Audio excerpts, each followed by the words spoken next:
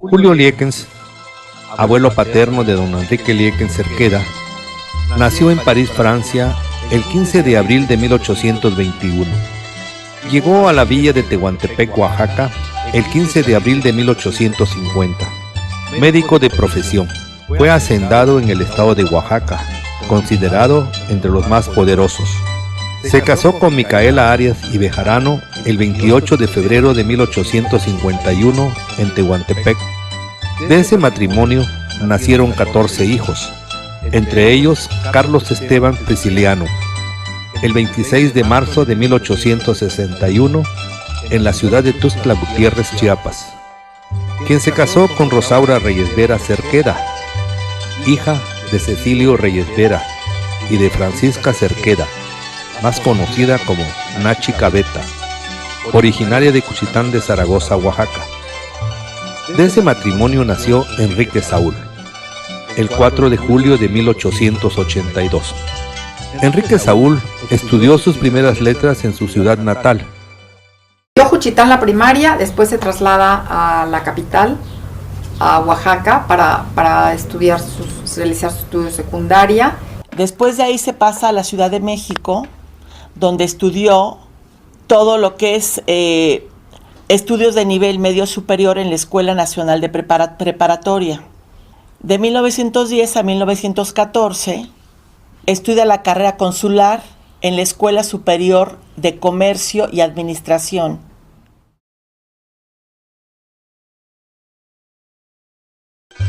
En 1909 fue concejal del Ayuntamiento de Cuchitán. En 1911 fue secretario de la Gran Liga Mexicana de Pensadores. En 1912 asumió la Dirección General de Estadística de la Ciudad de México. En 1926 fue presidente honorario de la Sociedad Cultural de Habla Española en Denver, Colorado, Estados Unidos. De 1926 a 1930, presidente de la Tercera División de la Cruz Azul Mexicana, establecida en los Estados Unidos. De 1926 a 1930, fue director gerente de la Revista Nacional, publicada en Ciudad Juárez, Chihuahua. En septiembre de 1929, presidente del jurado calificador de los Juegos Florales del Paso, Texas, en los Estados Unidos. En 1934, fue uno de los primeros organizadores y propagandistas del cardenismo, fundando clubs en Tlaxcala y Veracruz. Se le nombró igualmente representante del cardenismo en el estado de San Luis Potosí. En marzo de 1935, director general de pensiones civiles de retiro, lo que hoy se conoce como el ISSSTE, cargo otorgado por el entonces presidente de la República, general Lázaro Cárdenas.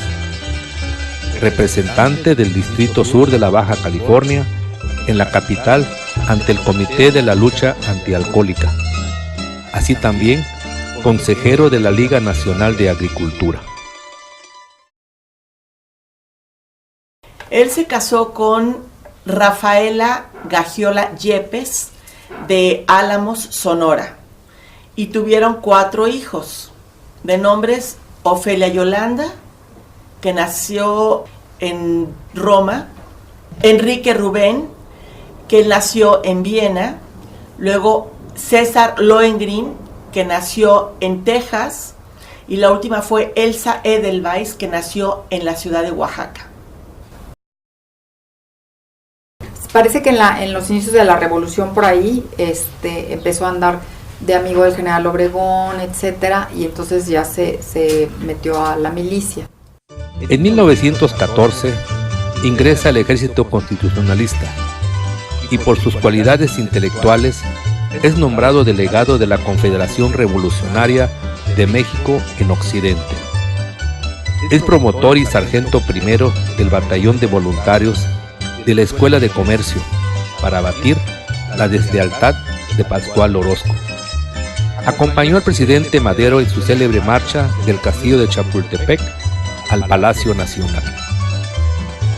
Una vez asesinado el presidente Madero, hace una labor intensa de conspiración en contra del gobierno usurpador de Victoriano Huerta, motivo por el cual estuvo preso en la cárcel de Belén.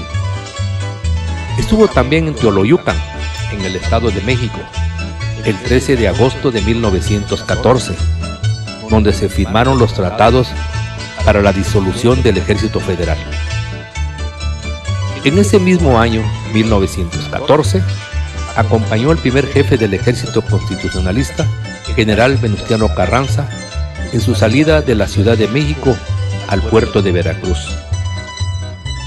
El 8 de enero de 1915, combate en la toma de Guadalajara.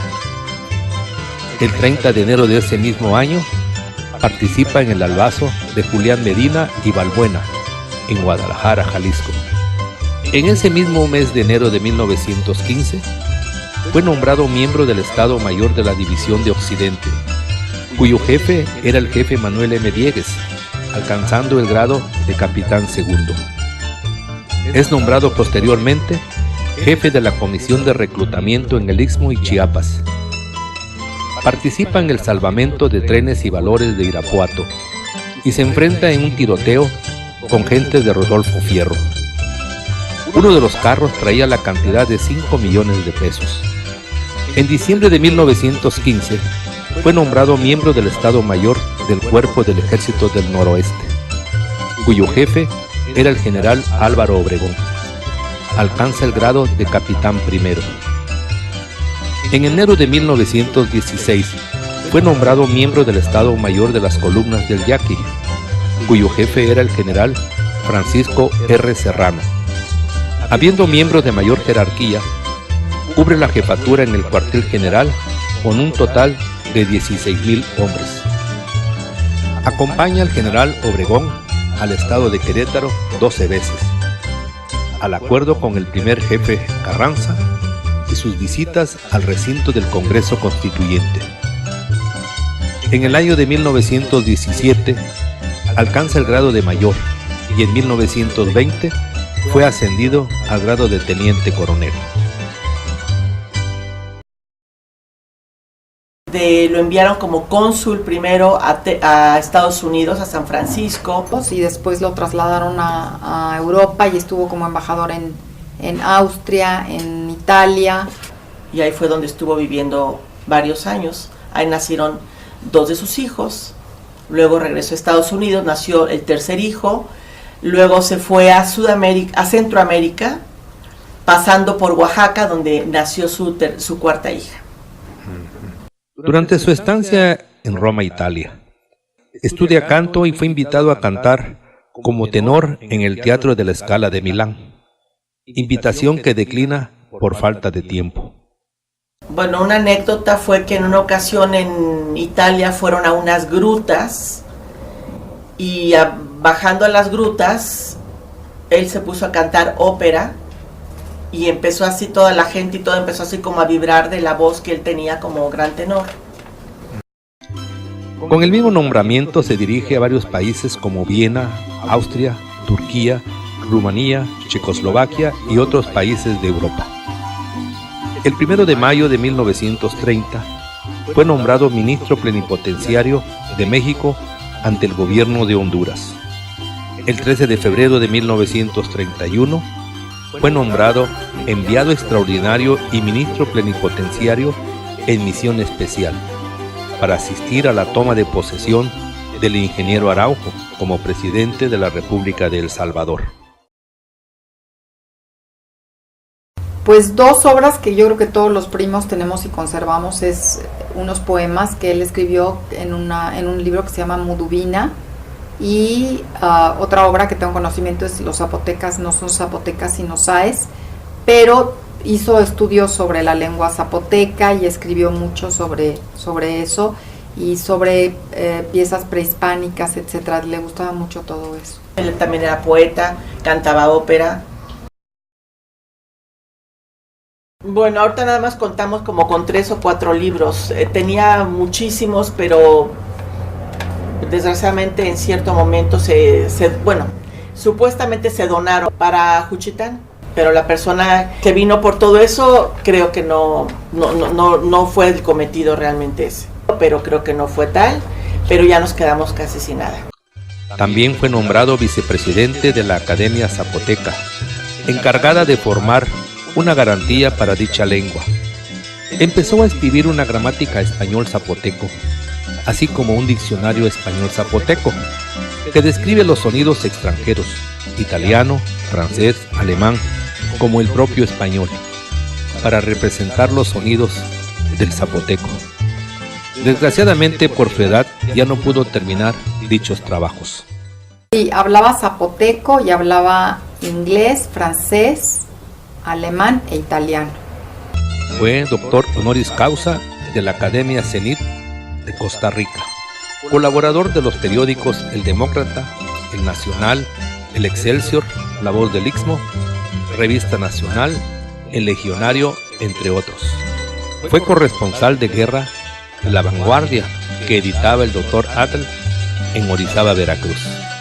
Como cuchiteco, estuvo relacionado con sus paisanos, a quienes apoyó para colocarlos en diversos trabajos, entre los que estaban el escritor Andrés Enestrosa, el poeta Francisco Sánchez Valdivieso, Pancho Nácar, quien entró a laborar en pensiones. A iniciativa suya, le propuso al presidente de la República, Lázaro Cárdenas, realizar un concurso para elegir una fotografía que representara la belleza de nuestra raza en los billetes de 10 pesos, ganando la fotografía de la Tehuana. Sé que él fue un gran filántropo. Obsequió al pueblo de Cuchitán un terreno en la 8ª sección, donde se construyeron la Escuela Secundaria Federal Eliodoro Charis Castro, la Escuela Primaria Evaristo C. Gurrión y el Jardín de Niños Gabriel López Chiñas. Delegado municipal en Santa Rosalía, Baja California. Presidente de Construcciones de la Dirección de Pensiones. Fundador y primer director del Fondo de Ahorros del Ejército. Diputado al Congreso de la Unión en la 28ª legislatura en 1919. Diputado a la 35ª legislatura del Congreso de la Unión en 1932. Diputado al Congreso de la Unión por el distrito de Tlacolula 1934-1935. En marzo de 1935 asume el cargo de director general de la Dirección de Pensiones y también fue miembro fundador del Partido Nacional Revolucionario. En su matrimonio en 1920, su padrino de velación fue el general Álvaro Obregón, por espontánea voluntad. Su primera hija nació en Roma, Italia. Su padrino fue don Adolfo de la Huerta, secretario de Hacienda, por su propia y anticipada voluntad. Su hijo César fue bautizado en el castillo de Chapultepec, siendo padrino el presidente de la República, Pascual Ortiz Rubio, por iniciativa propia. El general Álvaro Obregón le destina elegante residencia intervenida del porfirista Pablo Escandón en Puente de Alvarado para su residencia particular en 1916. Más tarde, el general Álvaro Obregón le brinda el tren presidencial para realizar un viaje particular al Istmo. Su actuación como funcionario fue honrada a toda prueba. Rechazó innumerables ofertas. Asimismo, ingresó al gobierno fuertes cantidades de dinero producto de varias comisiones. Su valor civil lo llevó a reportar actos arbitrarios de algunos políticos, siendo la única persona que se puso de parte del escritor José Ángel Menéndez cuando fue expulsado injustamente por el gobernador Tomás Garrido Canaval en Villahermosa, Tabasco. Reprueba al gobernador de Oaxaca, licenciado Francisco López Cortés, personalmente sus malos manejos, anunciándole que se separaría de él como colaborador. Asimismo, le manifiesta que combatiría su gobierno. La vida de este ejemplar cuchiteco como político, militar, embajador, poeta y editor es digna de todo elogio y ejemplo para todos los ciudadanos que quieran hacer algo por su pueblo y por su país. Enrique Liekens, al salir de su tierra, no solo cambió la historia de su estado, sino la del país, ya que formó parte importante en el desarrollo del México actual.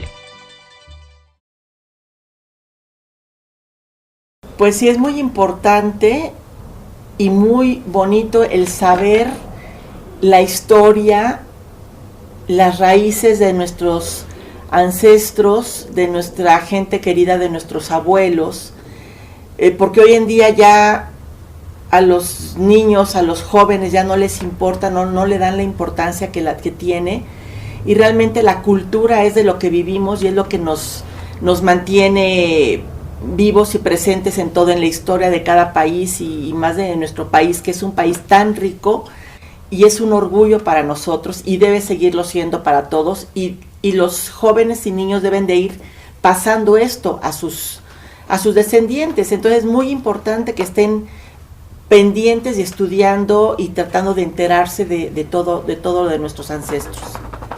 Pues que es importante que conozcan la historia de Juchitán, en general de toda la historia de México, porque se ha perdido un poco de tradiciones y un poco de tener esa curiosidad, ¿no?, por conocer y por saber de toda la gente que vivió y que fungió varios estados y que fueron pues donando, ¿verdad?, para la educación, para hacer museos, etcétera, etcétera, y siento que es importante para que nuestra identidad sea como acrecentada, ¿no?, como que los jóvenes y los niños tengan interés por saber todo de lo que es México, ¿no?, de lo que es Oaxaca, que es tan importante en nuestra historia.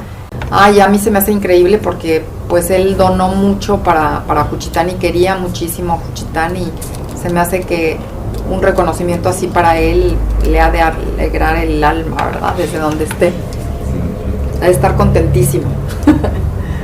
Él fallece en 1972 y sus restos se encuentran en el Panteón Jardines del Recuerdo aquí en la Ciudad de México.